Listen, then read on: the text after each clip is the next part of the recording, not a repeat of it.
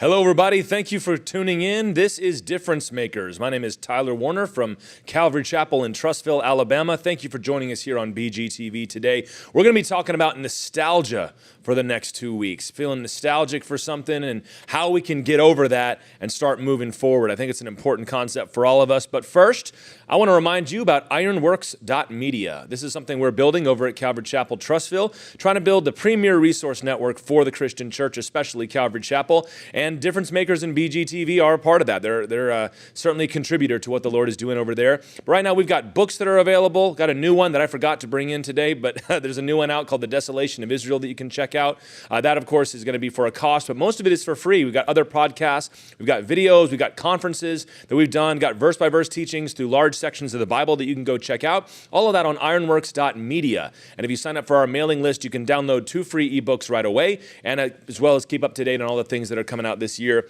We've got another book launch coming up this November that you're not going to want to miss for sure. Very exciting missionary biography coming out this year. And if you want to find out more about the church, you can go to calvarychapeltrussville.com, and that is Truss. I have to clarify that a lot when I go out and I preach places. It's Trussville, Trussville, Alabama. So today, we're talking about overcoming nostalgia. Here on Difference Makers, it's all about inspiring and motivating you to live the life that God has called you to live. Just giving you a little bit of juice, a little bit of motivation to get up and keep after it. We do lots of things at our church. We do verse-by-verse teaching, which is very expositional, and what does the Bible say? We have a long-form podcast where we do theology. This is all about just getting you hyped up to keep going. But one of the things that can get in the way of you being motivated to do what God has called you to do, that can kind of suck your energy out, is nostalgia. And nostalgia is something, I feel like I hear this word all the time, especially on the internet. If you're like me and you like movies and you like video games and you kind of love to view videos on that and listen to podcasts, nostalgia comes up a lot. And it seems especially guys from like Gen X and older millennials are very nostalgic people, especially for like their Saturday morning cartoons or whatever it was. It usually is associated with pop culture, where we're like, don't make me another one of those. Just make something new. I'm tired of that. Or somebody goes, I just would love to see a sequel to some weird 80s movie that I loved back in the day. And there's it's harmless when it comes to pop culture and media and things like that.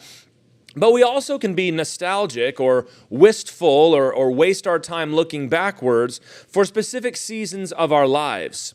I myself think back on like every place that my wife and I have lived, which hasn't been that many, but we've had a couple apartments, had a couple houses now.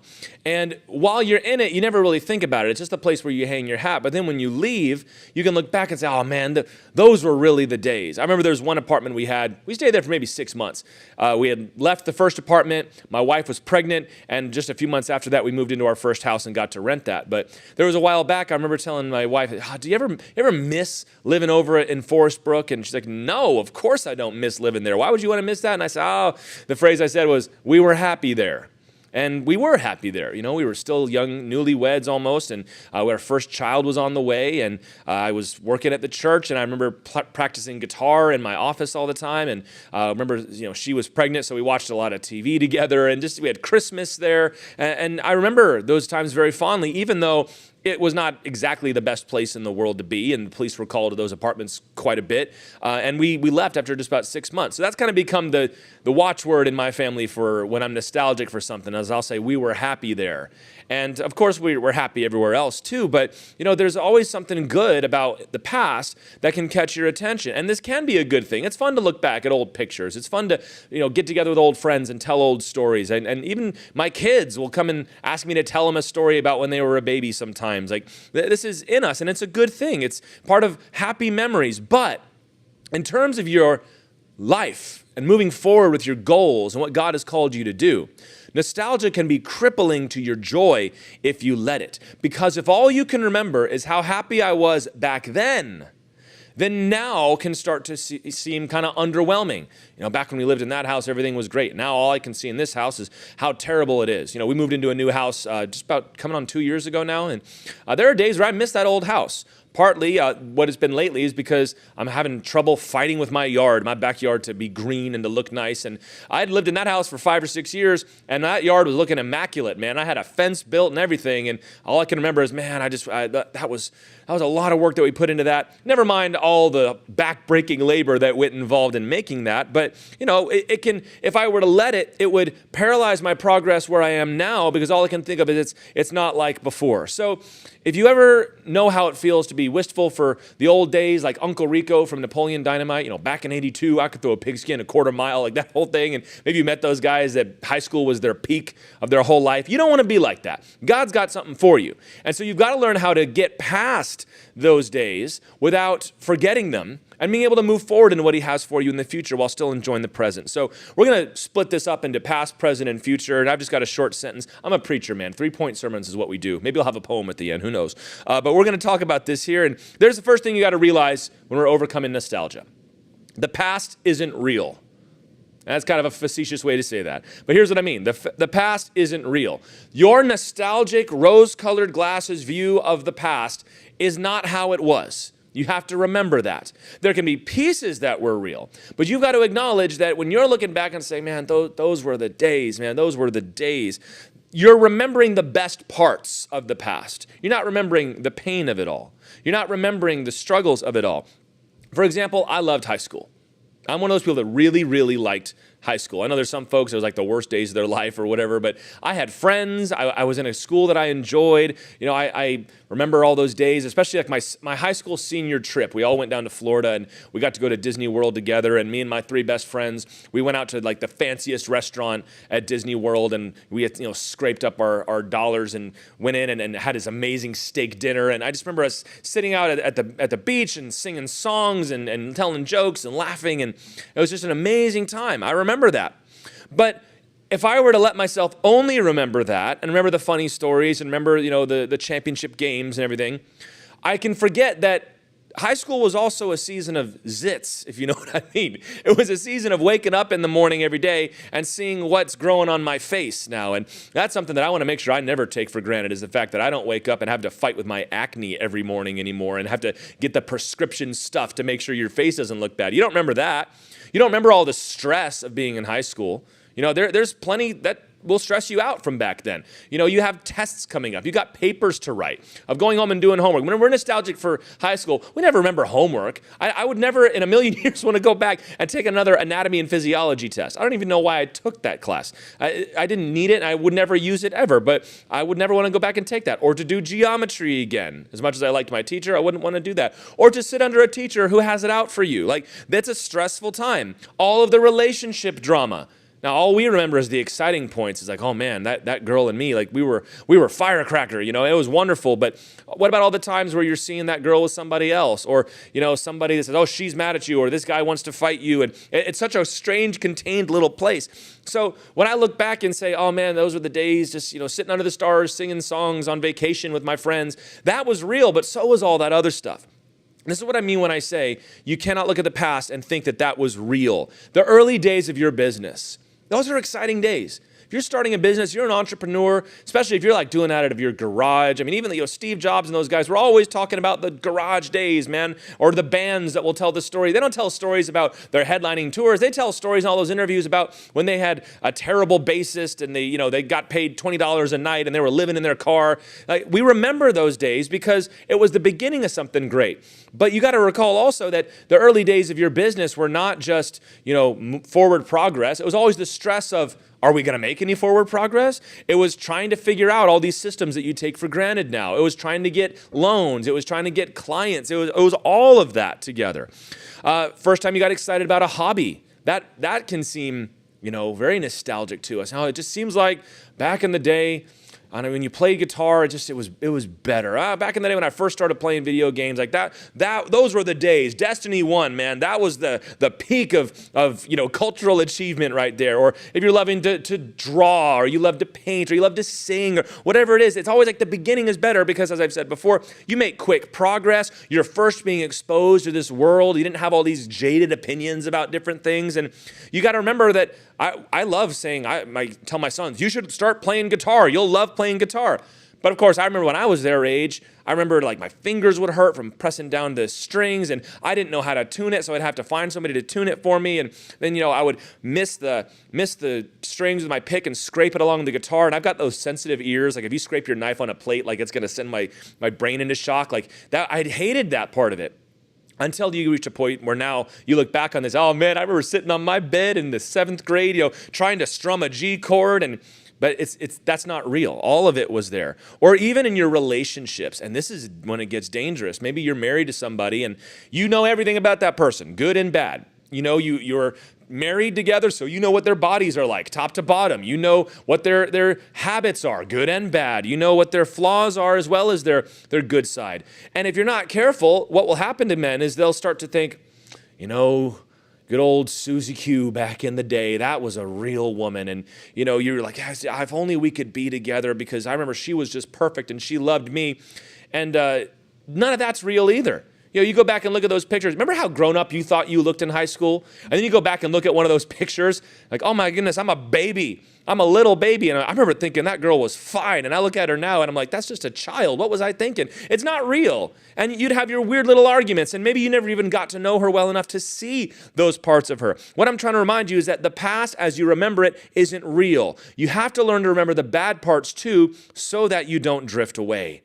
There's maybe going to be a day where I'm going to say, I miss that small little church where we used to gather together. And then maybe somebody will remind me, did you like how that building held on to smells in a really weird way? And if somebody made lunch in the room above your office, you'd be smelling spaghetti for 3 days in a row? Or did you enjoy when people would come in and try to grab hold of the church from you because they thought you were young and small? Was that fun? Was it fun starting a service on Sunday and wondering if anybody was going to come? So yeah, it's all together. The past isn't real. You've got to be willing to be honest about what things used to be so that you can acknowledge our second point here.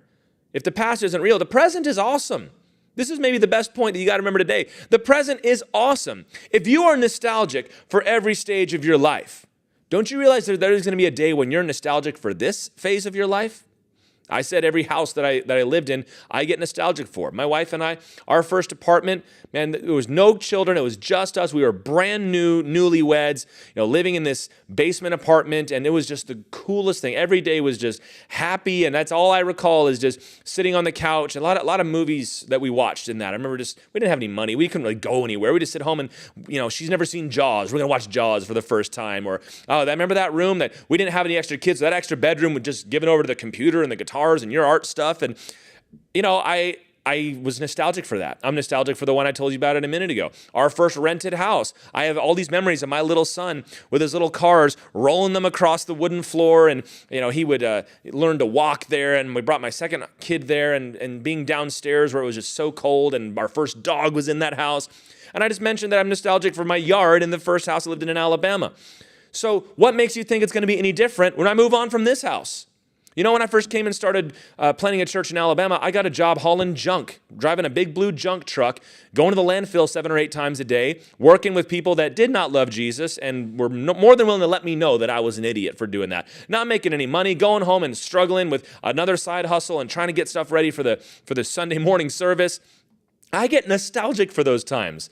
I think to myself, man, I'd love to do just one more job in the junk truck, which is a foolish thing to say. Who wants to get back in a garbage truck and do that? What I'm trying to say is if you're nostalgic for every stage of your life, you're going to be nostalgic for this one too. Now, what you do in the present is you spend all your time stressing out about all of the trouble that you're having. You're stressing out about this person that's mad at you. You're stressing out about how you're going to make that bill payment. You're stressing out about, okay, the kids want to go to football camp. That means I got to go and pay that off, which means maybe we got to wait on getting this thing that she wants. And yeah, that's all you can think about.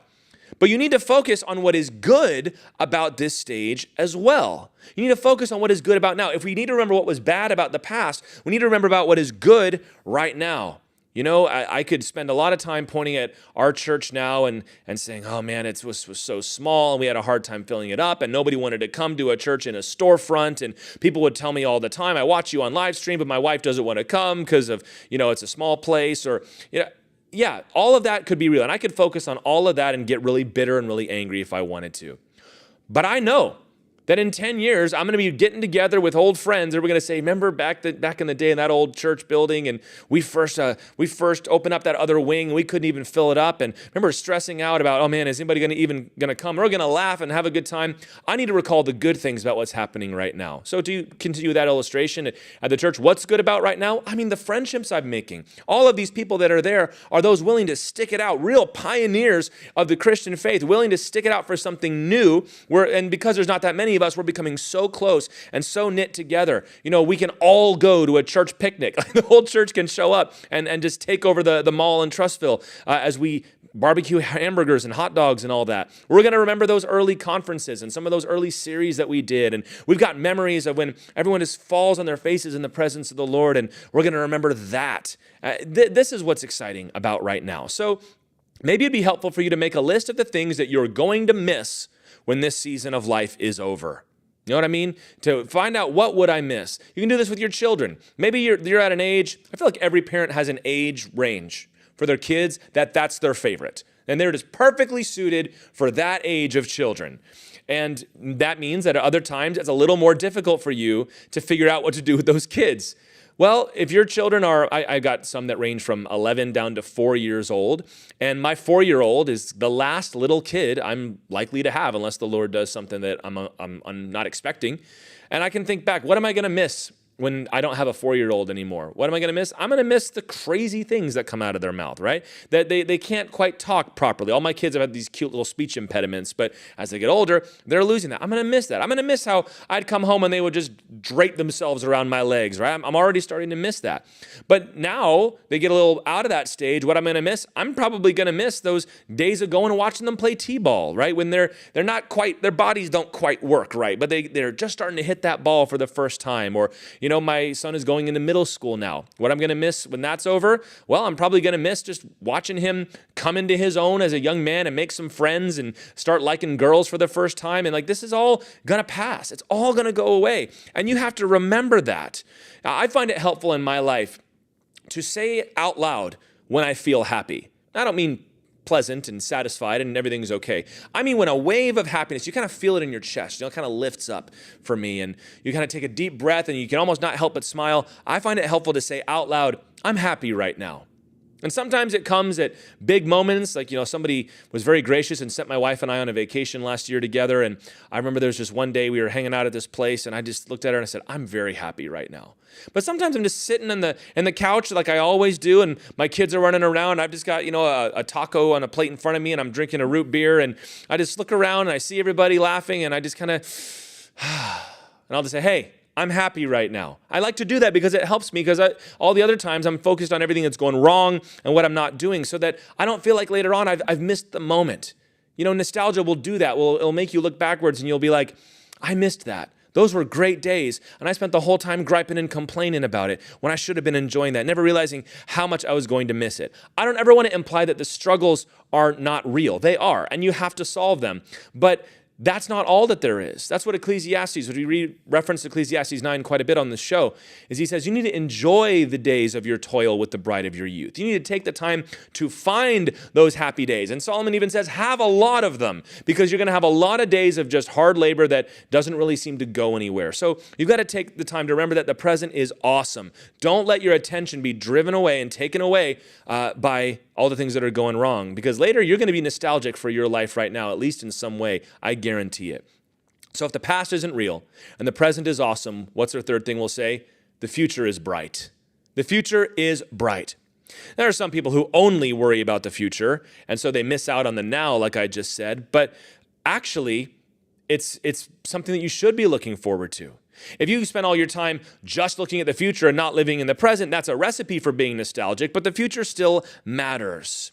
And we need to remember this because change is constantly coming. There are some transitions that you just can't help. There's some things, and we'll talk about this more next time, where I used to love, pick your thing. I used to love going playing pickup basketball. I stopped doing that, and boy, do I sure miss it.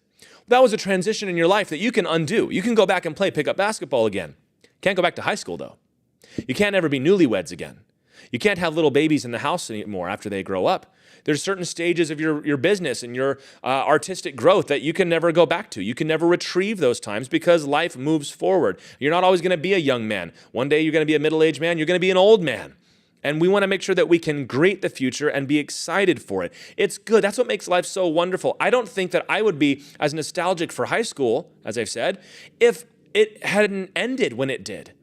It ended, and it's like, all right, it's over. There's no chance of going back and trying to recreate this. So you feel a little sad as you think about it, but there's a smile on your face as you remember. Same thing as I said with having little babies. I'm one of those men, and there's a lot of us, but we don't get a lot of airtime, I don't think. I loved having little babies and little kids in the house. I love just picking them up, and they get to a certain age where you can kind of flip them around your head like a nunchuck, and your wife's over there like panicking, but the kids are just laughing, and when they can't say hardly anything, so you can just talk whatever, and watching them find out what they like to do and what's fun for them, and watching them interact with the dog is always fun. But it would be a disservice to those children if I neglect them as they get older. You know what else is wonderful? Being able to have a conversation with your own child, like a real conversation. I'm learning the joy of being able to worship more alongside my oldest son as he's learning to pray, as he's learning to study his Bible, as he's learning to worship in the church. And that's its own joy. Just kind of sitting down, and then there's my little guy sitting right next to me. Like that's amazing to have. And the next stage is going to be great too. So you need to be looking forward and realize that as much as I enjoy this now, or even as hard as it is, there's something else that's going to come, and that's going to be wonderful too. We need to be able to remember this and get over our nostalgia, to overcome it. I'm going to give you a Bible verse that maybe you didn't even realize was in there. This is Ecclesiastes chapter 7, verse 10, where it says, "Say not, why were the former days better than these? For it is not from wisdom that you ask this." It's pretty good, right? Let me say that one again. He says, say not. So whatever he's about to say, don't say this. Why were the former days better than these? Don't say that. Why? For it is not from wisdom that you ask this. We need to remember that it is not wise to be constantly looking back, whether you are an old man remembering the days when you were young and strong and athletic and all the girls liked you, or if you're an older woman remembering the day when all the boys just paid you all that attention. Oh, that was better. No, don't say that. That's not right, because the future is bright also. You have an opportunity now to forge a new golden age for yourself. You get the opportunity to create the good old days for the future right now. If you can do the things that we love to talk about on this show, you set a goal and a target for yourself. Don't just float through life. Decide what would make tomorrow amazing and pursue that with all your heart until you get it. And then when you've passed that point, you'll look back and say, man, that was quite a chase. That was quite a climb. You hear all these old baseball and basketball, football stars on these podcasts now, and they talk about these championship seasons, and they remember like every play. I can't believe how some of these athletes, like they remember every sequence of a basketball game and who was guarding and who was doing what. They remember it so well, and they talk about, man, that was just, if only I could go back to those days. And yet you go back and watch the video, and they're yelling and screaming, and they're angry, and they're getting in trouble with the news, and they're injured, and they're sore, and they're icing themselves off. That's because if you're chasing something amazing, even the chase is going to be a good memory for you later on. You're not leaving behind what is good, and we're going to talk more about that next time, but it's about turning your eyes onto tomorrow. I promise you it's going to be better, because the Lord didn't just do something for us at the cross and say, now don't ever forget it. He gave us something to look forward to. And I'm not just talking about heaven. He sent us the Holy Spirit to illuminate the present of a Christian's life right now and gave us a calling and a purpose so that every single day we're moving forward into something amazing. God has a plan for you. You don't think David ever got together with his buddies, his bold, mighty men, and they said, man, do you remember that time the Amalekites carried off all of our wives? That was so bad. But dude, we won that fight. And they're trading stories about Benaiah killing a lion on a snowy day. But do you think that he would ever trade being a king to go back and have all of that? Of course not. Because all of those days were building to something better. Just as your life, everything you have now is building to what God has for you. So you've got to set yourself to love what's happening now. Remember fondly what happened before. Just don't get lost in it so that you can move forward into what tomorrow is going to be. And you know what? In a very real sense, that's what heaven is going to be, is forever and ever moving on from one glory to the next glory in God's amazing adventure that he has planned for you and me. So yes, you were happy back then. Maybe not as happy as you recall, but you were. But you got to remember that the past, as you recall it, isn't really real. The present right now is awesome, and the future is bright. So don't get caught up looking backwards. It's time to go forward and love the life that God gave you right now.